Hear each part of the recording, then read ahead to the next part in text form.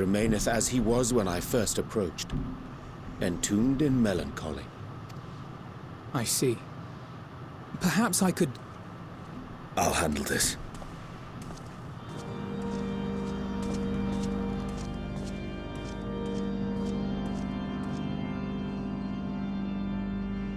So, waiting to die like all the others, are you?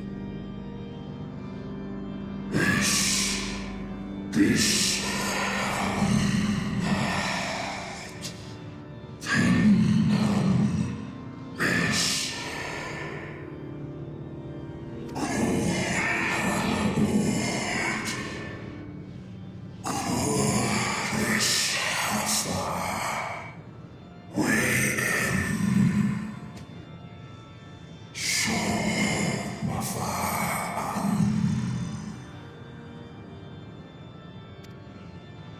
So you say. Yet your kind has found a new beginning on our star. One of you braved the Expanse, bearing with him a clutch of eggs. They and their children now rule our skies, their song heard by all.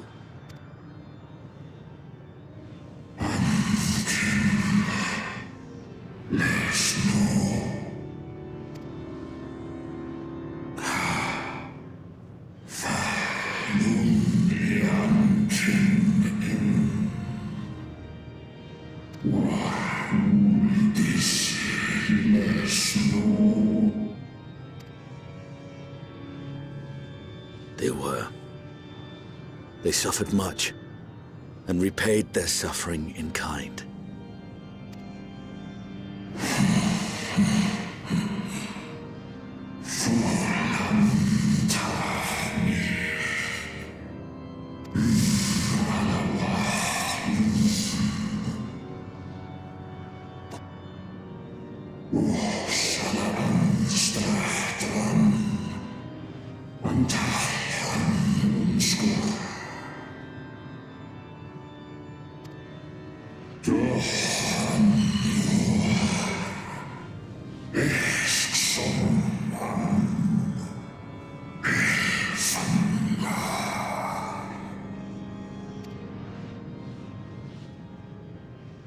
Had your brethren made the selfsame choice, my family might still be alive. Yet lasting peace does not come to those who simply retreat from conflict. No, you must be willing to confront it, to stare into the face of your foe, and see yourself in him. Only then can you break the cycle of torment and tragedy. This lesson, a dear friend taught me at the risk of his life. There is no nobility in your penance. You wallow in self-pity. And after everything we've endured, we will not let you stop us.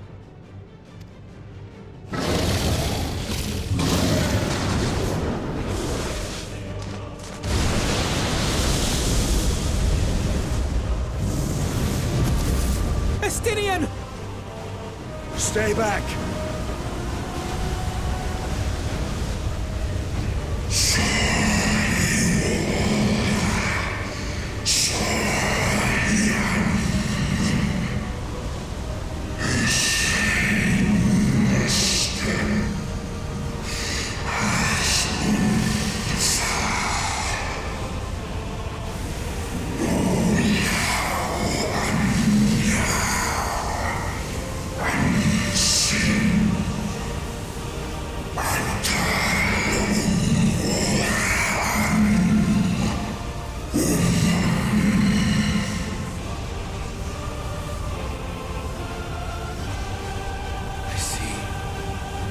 This is the emotion that bars our way. The rest is up to you.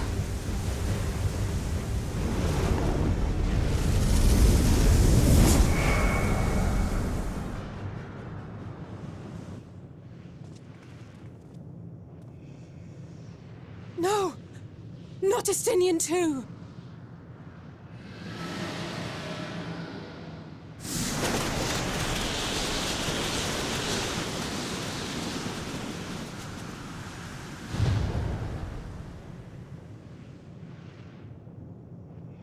There's a wind.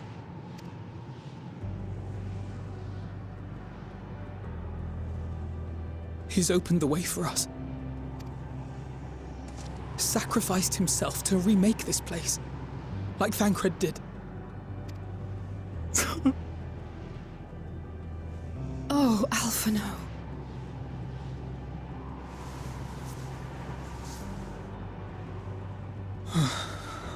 Come. Let us follow the wind. It will not lead us astray. He would not.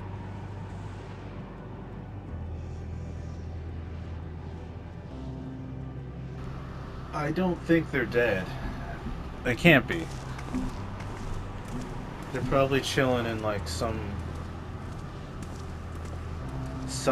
hidden dynamis current that we can't see.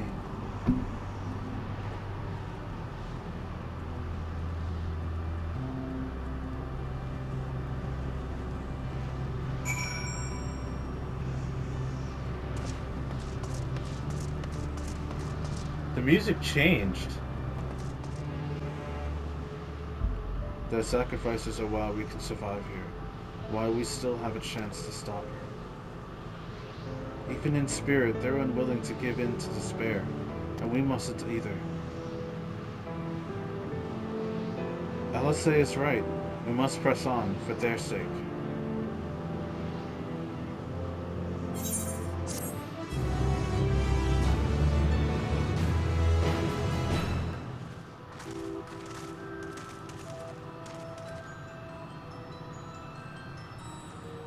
Hail, travelers. This is a most unexpected occurrence. I'd gather your response to my presence is positive, then. That is well. For there is something I wish to ask of you. Like yourselves, we Ia are ether-based life forms. Therefore, it may be surmised that your bodies are of comparable biological composition to those we once possessed. I have a number of queries regarding your subjective perception of the five senses: sight, sound, taste, touch, and smell. In total, I have prepared 198,712,180,827. That's rather a lot, isn't it? Ah, my apologies. I have omitted a great many details necessary to understand the nature of my request. Though we dispensed with our corporeal vessels long ago, we have rediscovered a need for the flesh, and have endeavored to recreate our erstwhile forms. However, all pertinent records have been lost due to the passage of time. Take, for example, the nervous system. It is well within our power to recreate, but we have no frame or reference for sensations once experienced by our people, which may compromise our ability to interact with our physical environment. And the reason you need to regain corporeal forms? Why, to bring an end to our existence, of course.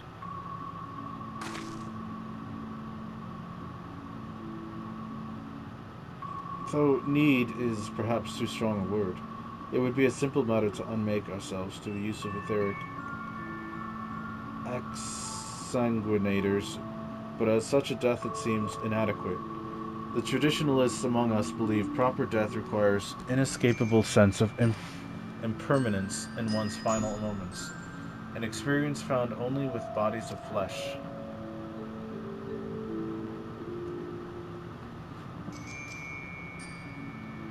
We should very much like to hear more of your plans. In exchange, we will answer any questions you have to the best of our ability. Such an exchange of information would indeed prove useful. So did you have your fill of ether? Alas, we couldn't absorb it. A deficiency in our form, it would seem. Oh, how very unfortunate. May I ask how you normally replenish your ether?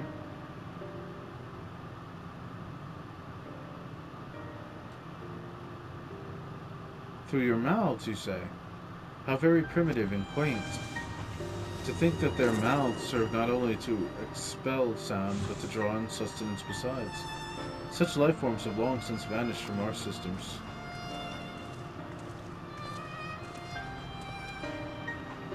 Though we regrettably could not partake of your magnificent feast, rest assured we feel your welcome most keenly. In the course of acquainting ourselves with your sophisticated ways, however, we cannot fail but wonder wherefore do you wish to obtain vessels of flesh, and whence to vanish? Will you not favor us with an explanation?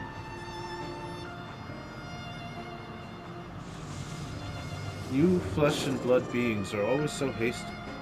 It does have its charms, however. Very well. We shall indulge you. In the beginning, when the Ea yet possessed corporeal bodies, our ancestors dedicated themselves to the pursuit of knowledge and technological advancement.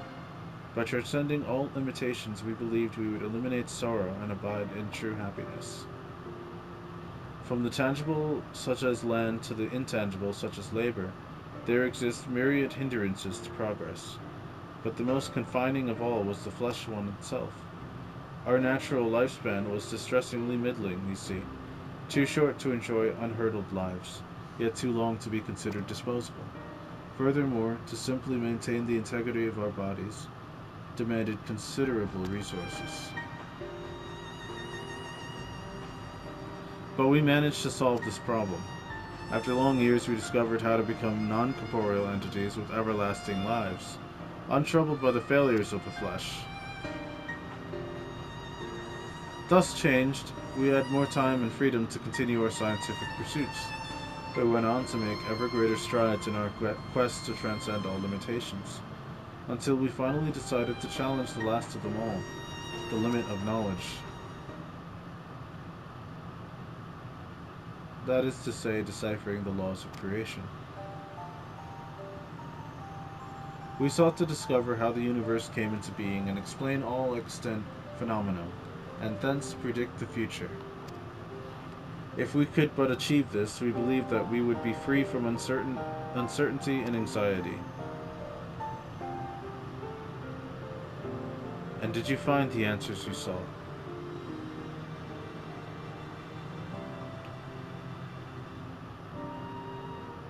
Yes, we did. Our efforts revealed to us a fundamental truth.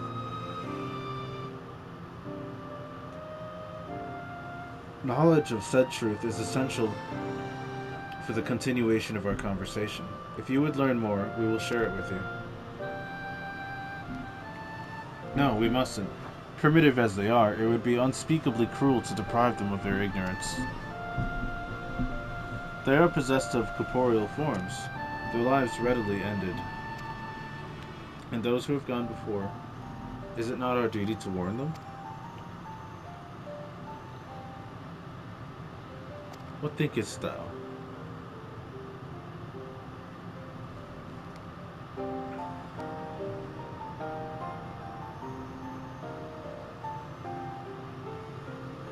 We have deliberated and come to a consensus. If you are resolved to know it all, we will disclose to you the truth we discovered, the truth of the universe. Seek us at stone pillars just outside the bounds of the abode, a place called Elytria.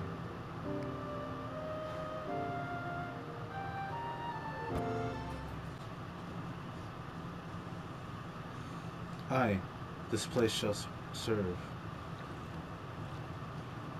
Is it the spring that you wish to investigate?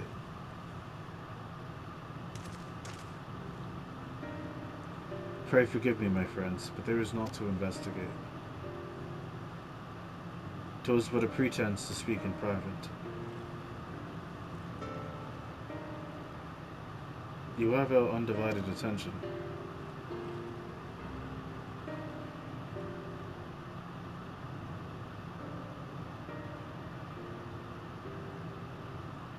We have established here in Ultima Thule, those denizens of ruined stars are recreated in their twilight days. Yet one question doth arise in my mind. So faithfully formed are the simulacra, they believe themselves yet amongst the living. How dost thou suppose this is possible?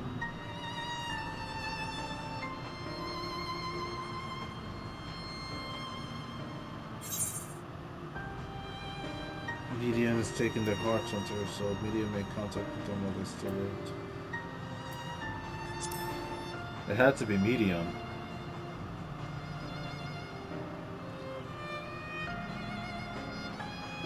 A Of course, she must have visited the stars of the dragons and the Ea before either race perished in their entirety.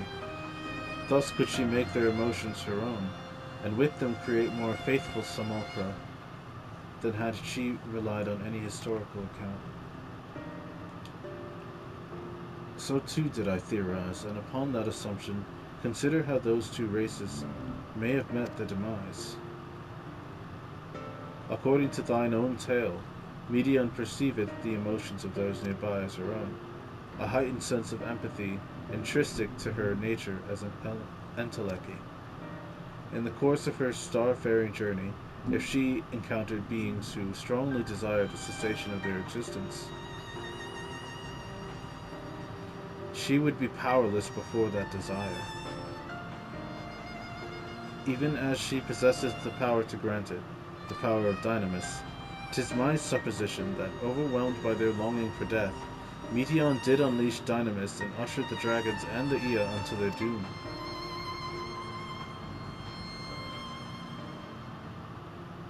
Of course, such was not always the outcome. Full many stars did she find already lost to ruin. In order to create Terminus, however, the fervent desire for the end is essential. Therefore, should you struggle to find the way forward, pray ask yourselves this: in the place where you stand, whose is the soul that yearneth most desperately for oblivion?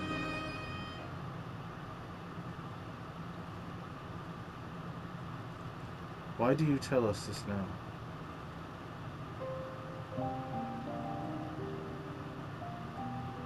Nay, again, would I betray your trust. This pledge I did make to my comrades in bringing thee into my confidence. I would remain true to my word.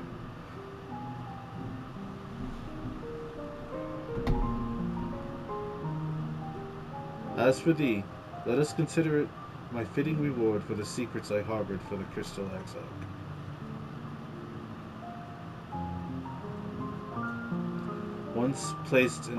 I once placed my faith in thy chosen path, walking at thy side, full knowing that we were bound by thy demise.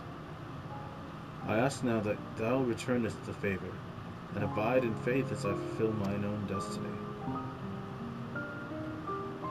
If you say my debt has come due, how am I to refuse? 'Tis indelicate of me, I know full well, and I can but beg thy forgiveness. Yet even if I needs go to such lengths, I cannot well feign ignorance of the answer I have found within. The answer to the question, in what moment might I stand strongest?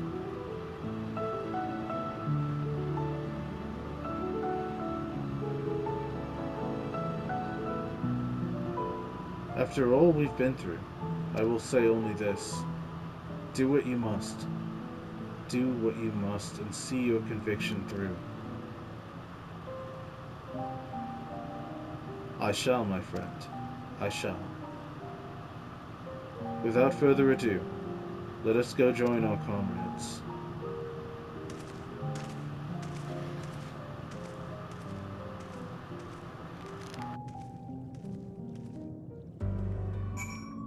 Please continue. Tell us about this truth you discovered. Very well. Bear in mind, however, that the purpose of this conversation is not to impart scholarly knowledge, for such requires that you comprehend the subject matter, which you will not. I was not expecting him to sound like that. We will forego the intricacies of our scientific methodology and deal only with the conclusion, the end of our society and our world. We acknowledge, with regret, that your star is in the midst of the same panic-induced cataclysm that befell Deneb 3. As such, in order to avoid causing undue distress, we will refrain from explicitly stating how much time you have remaining. You are entirely too kind. I pray you recount your tale as you see fit.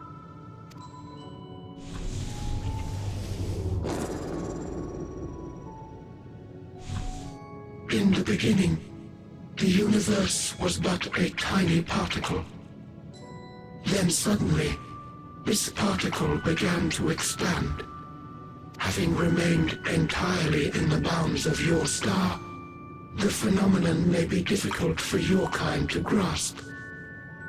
But this expansion has since continued unabated. Speculating that the universe could not grow indefinitely, we sought to learn what might occur, and made a worrying discovery. The stars will continue to spread apart, as will their finite thermal energies. Eventually, all heavenly bodies will grow cold and freeze. No new stars will be born, and the universe will enter into an eternal ice age.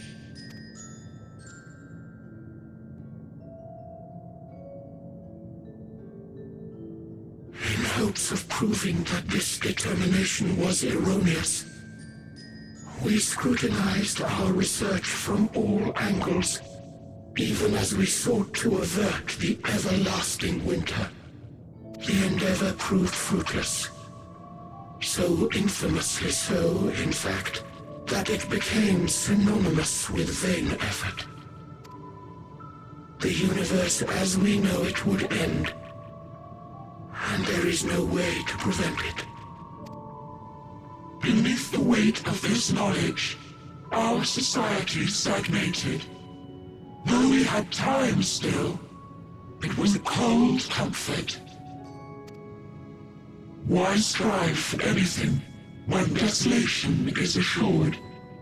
When our wealth of wisdom, accumulated since the dawning of our kind, would be forever lost. No civilization would rise from our ashes. No scholar recover our knowledge. In silence unbroken, naught would stir. Intellect was once our pride. Overnight, it became our shame. Our works, monuments to futility. Immortality, our greatest invention, became a source of suffering. Rather than suffer on, many chose to unmake themselves by means of etheric exsanguinators. Etched upon these stones are the testaments of such souls. Though many left no words at all, thinking it a pointless gesture. Once we have obtained vessels of flesh, we likewise intend to vanish. If you understand this, understand aught of our tale, you will abandon your quest for knowledge. Ignorance truly is bliss. If you would cling to your illusory happiness, remain primitive and pure. It is the only way.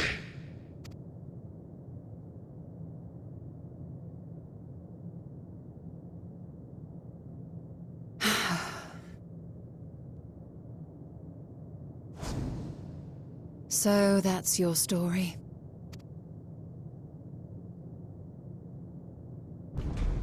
While I appreciate your advice, I will not heed it.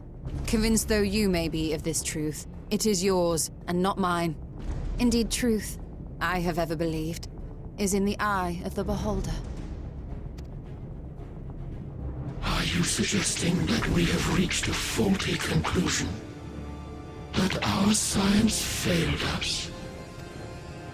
Hardly. As you yourself said, the subject matter is beyond my comprehension. And that, I accept, is true. I do not possess the knowledge to prove or disprove your conclusion. In my mortal years, I doubt I could even approach the wisdom of the Air. But of one thing am I absolutely certain. I would not be happier in ignorance. Y'shtola, no! You mustn't!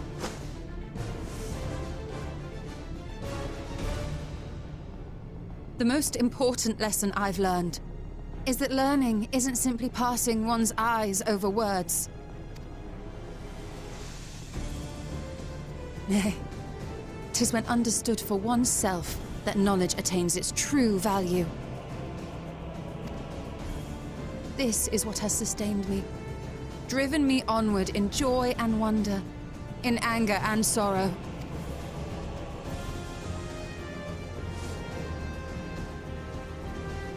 The universe may end, and all may be for naught, but I will live as I always have. I will always seek out new knowledge, and no conclusion of yours, no matter how grim, can dampen my desire.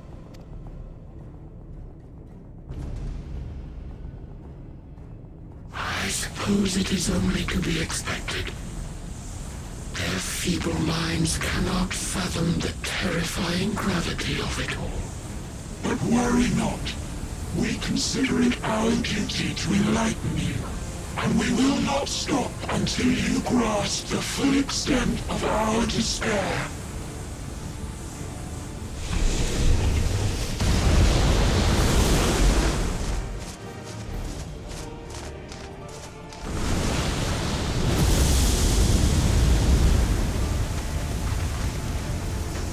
Keep calm and listen well.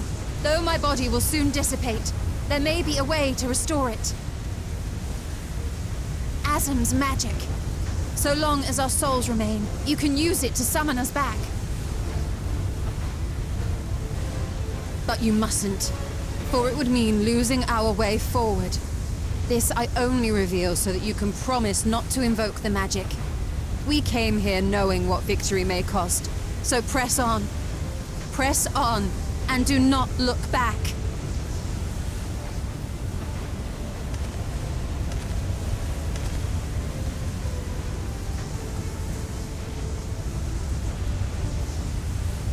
I shall join thee. As subterfuge is not required, thou shalt not suffer for mine absence. Riange. My resolve hath never been as strong as thine. Full oft have I wavered in my decisions, and afterwards been stricken with regret. In spite of this, I may still stand with my comrades, supporting them as they attempt the greatest of feats. This truth I have learned in the course of our journey. And many though my shortcomings may be, I may also claim to excel in prophecies. My studies, into which have granted me the flexibility of mind needed to bend this malleable reality.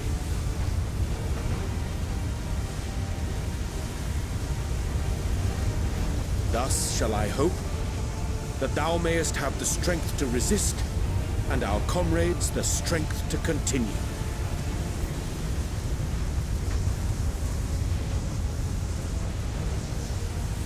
With you to urge us on, how could we possibly fail?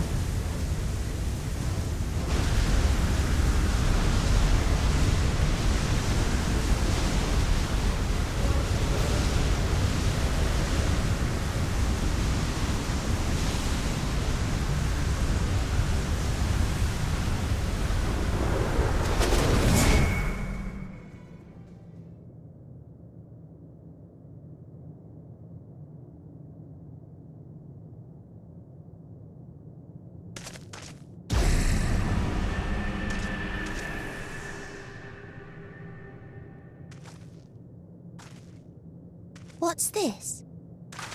An extinguished civilization? Rekindled?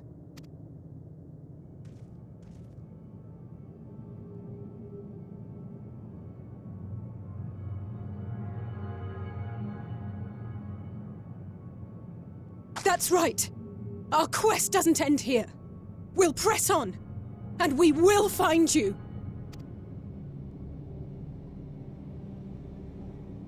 There. That's where you'll find me. Is that another star? Of the stars we visited, most were already devoid of life. And where there was life still, the inhabitants wished for death.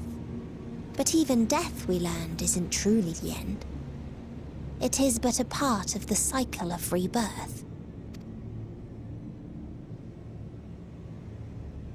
Souls return to the star, or in its absence, a larger flow. And eventually they are reborn, alive again, to know suffering anew. True salvation lies not in dying. It lies in not being born. This is the gift I would give to you. To all life on beautiful Aetheris. To that end, we created an egg wherein life cannot quicken. That dead sun. Attain it if you can, before your friends' emotions fade away, along with their protection.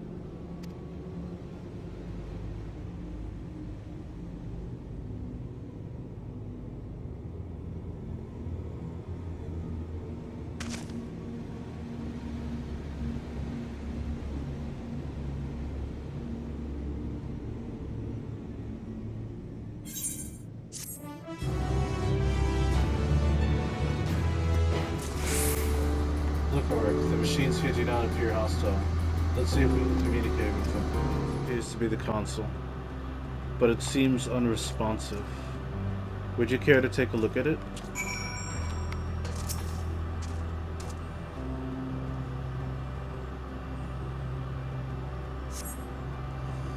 You try touching, smacking, and tuning with the console, but there is no response. No luck, I see. But there must be a way to activate it. There must.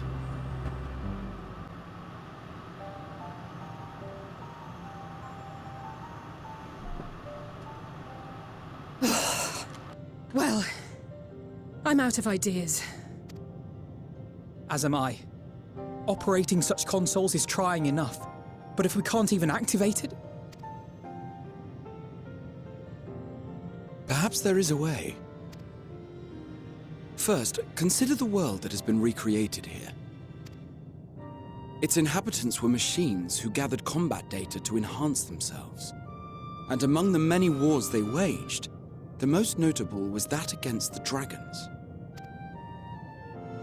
As you've doubtless surmised, I believe this was the homeworld of Omega.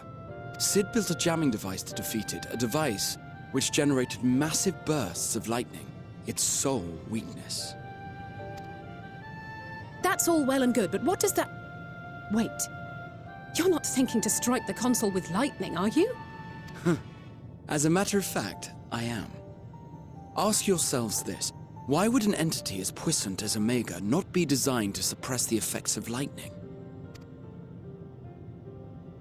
Because it relies upon it, or something akin to it, as a source of energy. My thoughts exactly. And there is a good chance the same is true of the Omicrons and their devices. So, shall I cast caution to the wind and try something reckless and dramatic?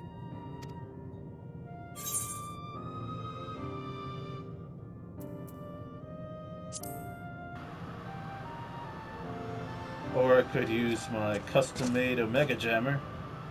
Wait, you still have it? Sid and Nero's legendary device which brought low the superweapon Omega. Wait, the actual device was much too big to lug around, so you must only have the control module. And there I was getting all excited. Never mind. An old-fashioned spell will suffice.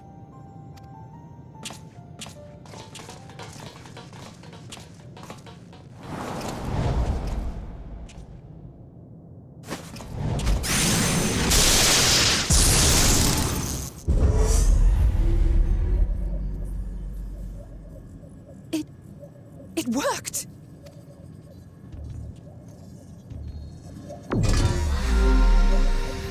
Opening connection to Communications Module 1. Connection established. Transmission. Strategic Matrix Sigma 1 now online. As a primary strategic matrix, you may address me as Sir. Checking the new intelligence. None found. All units please maintain current state. End transmission. Closing connection. Wait! We have questions for you. Of late, no mission orders have been issued. Why not? Has there been some manner of trouble? Reply. The Extended Operations Unit is yet to determine guidelines for future assignments. All strategies are calculated, devised, and actioned in accordance with said guidelines. In the interim, all citizens are directed to maintain a state of combat readiness. End reply. Awaiting query.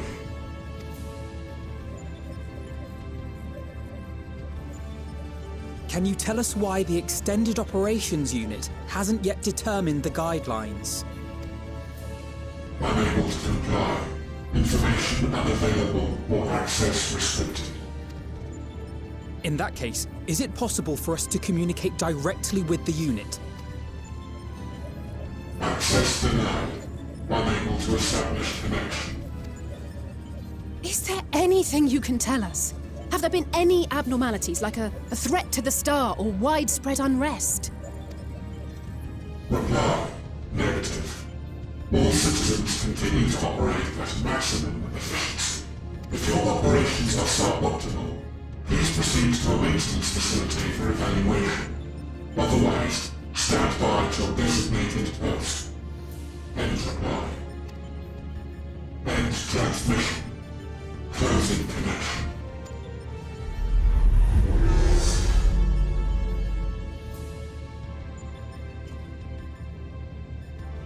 I could activate it again, but I doubt it would be productive.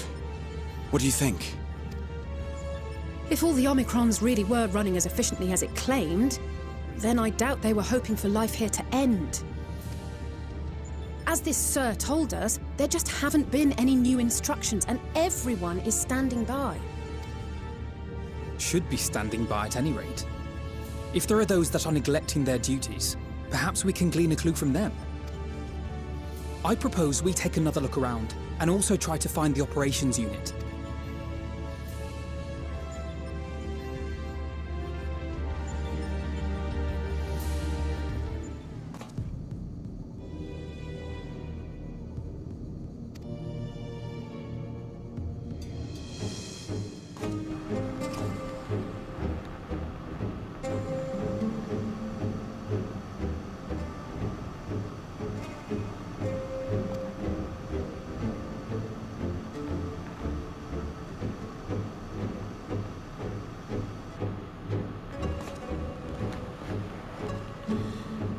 It's left the base. Let's follow it. 18.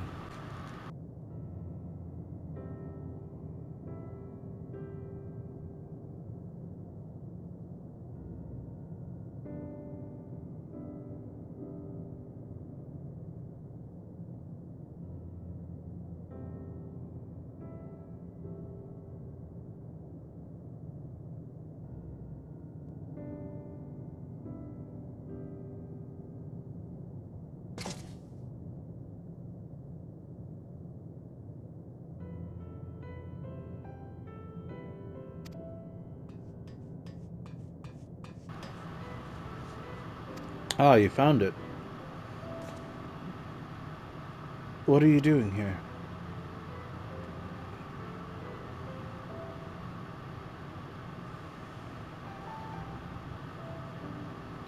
I am looking at the tree.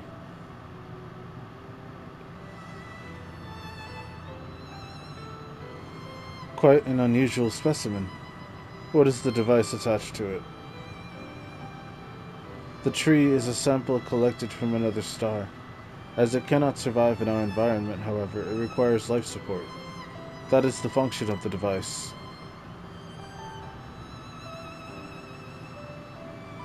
To go to such lengths to sustain it. Is there something special about this tree? Being foreign matter, protocol requires that we study it.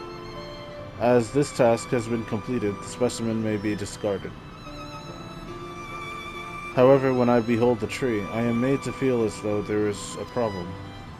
In order to become strong, we have continued to enhance ourselves. like we did countless others. We conquered the star whence this tree came. It is the last remnant of a dead world, and there is nothing towards which it may aspire. Yet it grows, extends its branches, sprout leaves, produce seeds. Why does it seek to continue? Why was it made to behave in such a way? And to what end? I do not understand.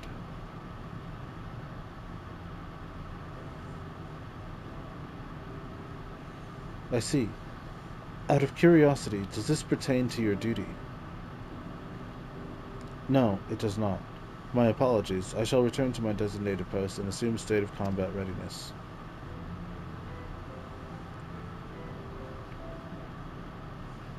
So it was acting out of orders. Perhaps it is simply a malfunctioning Omicron.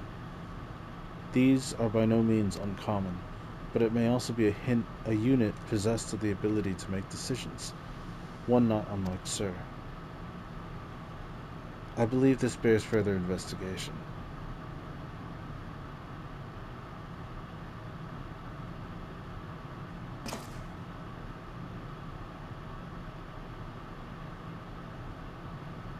To endeavor to live, even if we must depend upon forces beyond our control.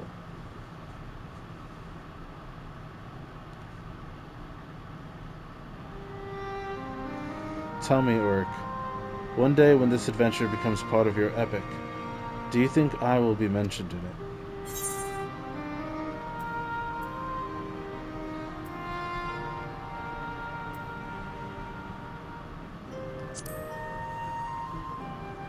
Of course, why wouldn't you be? You truly think so? That would be a... Nay, I shouldn't say such things until the moment comes to pass. Never mind the embarrassment. Well, we had best get on with our task. Tracking down Sir and understanding the nature of the emotion which bars our way.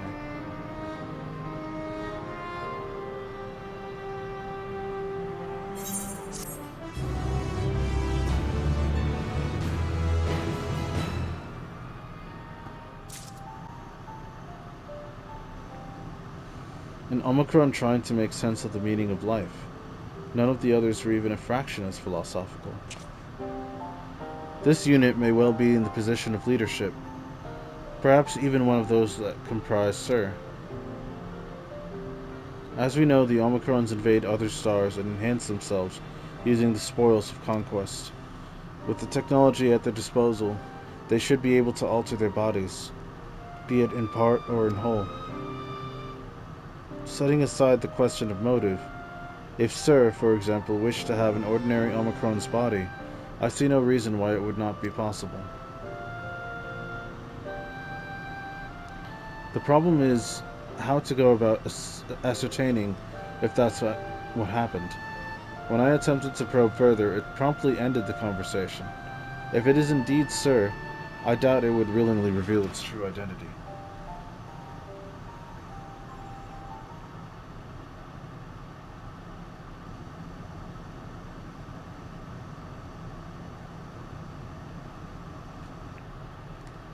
I have an idea.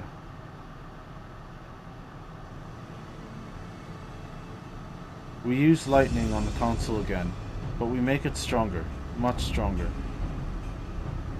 At that moment, should the unit exhibit a reaction, that could suggest that it has a connection to Sir.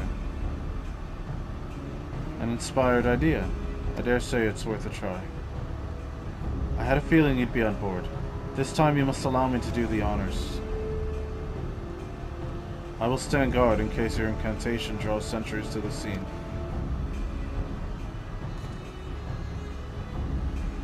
For my part, then, I will approach our suspect and divert its attention. During which time, Ulrich, I want you to observe it closely for anomalous behavior. I should mention that shortly before you returned, an Omicron appeared from the same direction. Rather than entering an outpost, however, it headed off towards the console. At first I assumed it was a unit on patrol, but perhaps...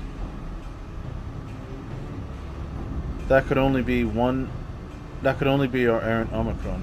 We must seek it out and begin our operation at once. Alright, Alphino. Alphino and I will stand by the console, and when it's time, I'll unleash a veritable storm.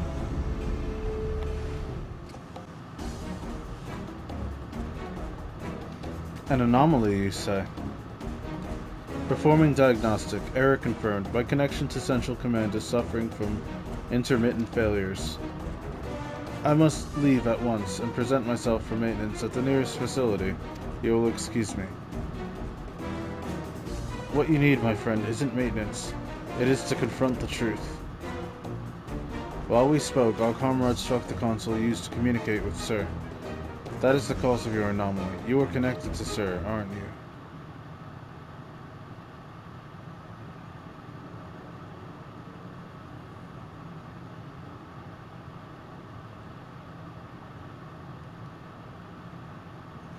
Affirmative.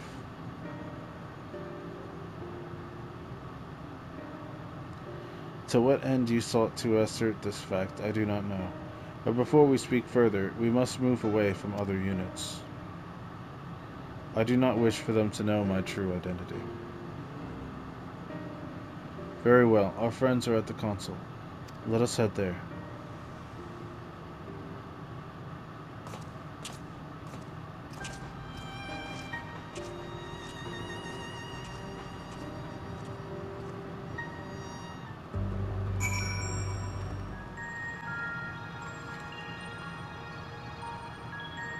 As you have surmised, I am part of the shared intelligence of Stigma 1. It was, my charge to determine the optimal path to achieving our prime function.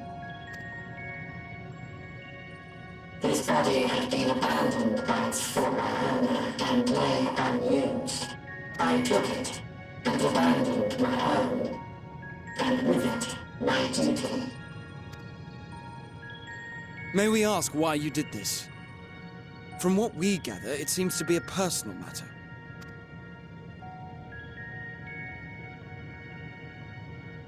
Our kind did not always look as we do now. Long ago, we possessed frail and feeble bodies. Beleaguered by stronger races, our ancestors took to augmenting their flesh in order to defend themselves. What began with limited parts eventually spread to the whole body, and at last, a means was discovered to convert the mind into data, rendering even the brain obsolete. Such complete mechanical beings were called the Omicrons, and by their might, we came to reign supreme over the star.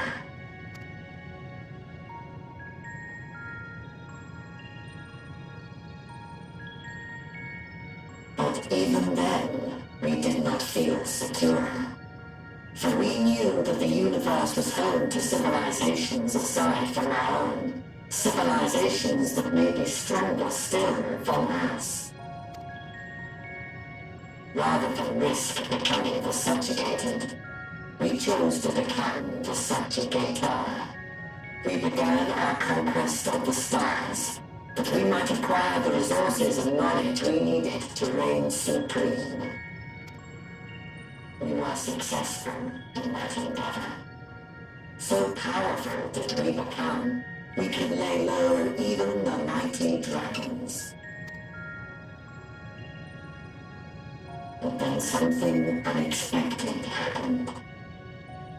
I began experiencing an error. I could no longer determine an optimal path. You were malfunctioning. I performed numerous full system scans, each time finding no issues. Yet the error persisted. It was then that I speculated. What could happen if we grew so powerful as to have no equal?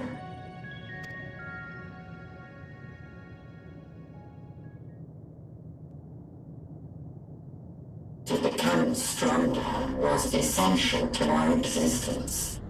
Our Every action has been in service to this objective.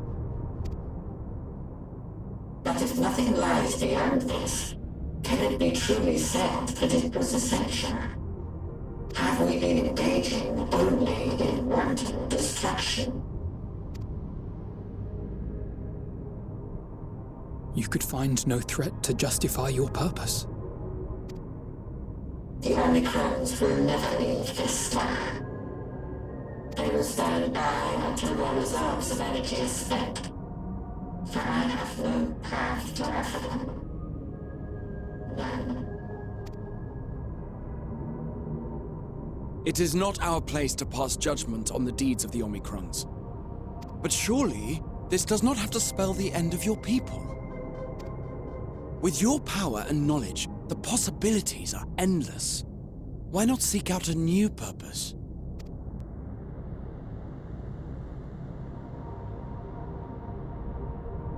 That is impossible. In the beginning, we had a higher purpose than our pursuit of power, but we lost sight of it when we so irrevocably altered our fundamental forms. When we cast aside our flesh, so too did we cast aside all that defined us. Nothing remains of who we once were. I have no aspirations. No longer can I dream. The vital spark is lost. Lost amidst circuitry and code and commands.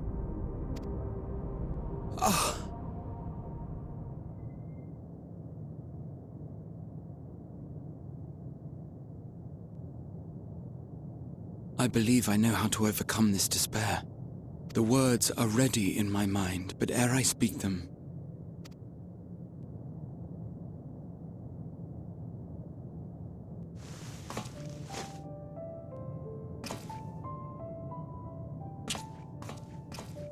I want you to make me a promise. No, not again. Be it across time or space, our promises have always connected us. And so I ask that you indulge me once more, that this won't be the end.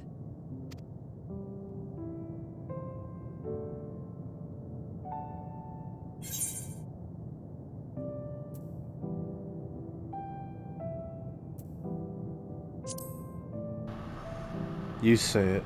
I'll do it.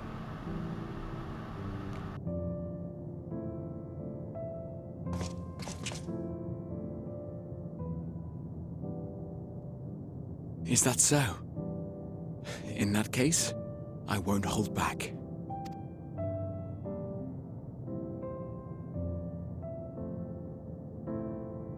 First, I want to visit Ishgard with you. Properly. We scarcely had time to look around last time. I should like it very much if you could show me the sights. Next, you must regale me with your greatest adventures, in the places where you lived them, if possible.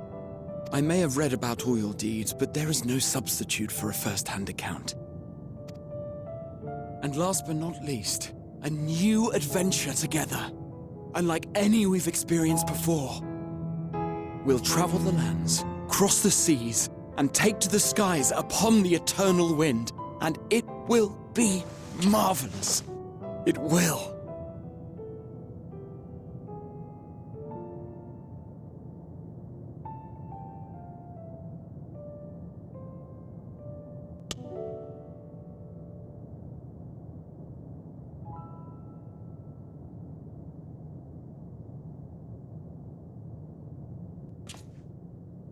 If you would humor me a moment. When we awaken each morning, how can we prove that we're the same individual who retired the night before? Through the remembrance of past events, we might say. We have our memories, yet there are times when we forget or recall incorrectly. What of our bodies, then? It is the same one, we might say, yet technically speaking, as living beings, our bodies are constantly changing. It will never be as it was at an earlier point in time. Our souls are no more immutable. On our star, people are known to inherit the souls of others, yet they are decidedly different beings. For my part, I've subjected my totality to much and more. I've made my body into an extension of a tower, blended my soul and memories with those of another self. And each time I would ask myself, what is it that makes me, me? Were you able to determine an answer?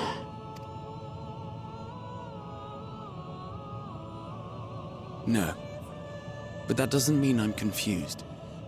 It simply means I'm the same as everyone else. So I posit this. Who we were need not prescribe what we now hold in our hearts. Whatever came before, what matters most is the present. For me, that is being here with my friends, full proud of how much we've grown together. So I urge you to not give up. Heed your heart's desire and hope that the future you long for shall be realized. I cannot.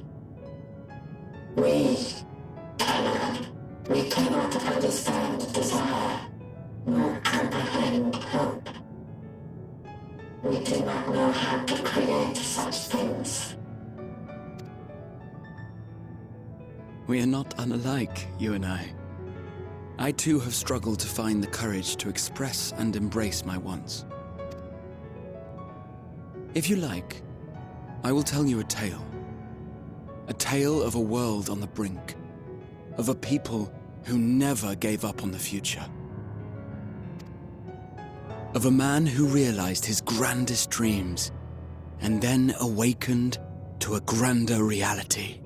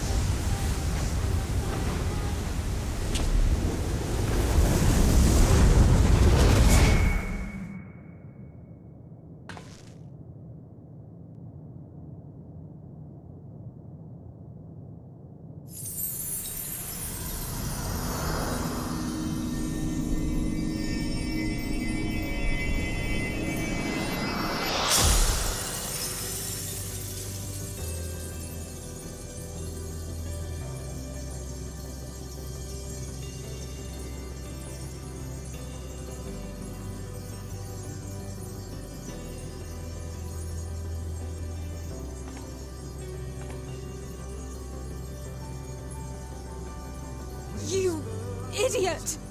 Just once, stay with us to the end!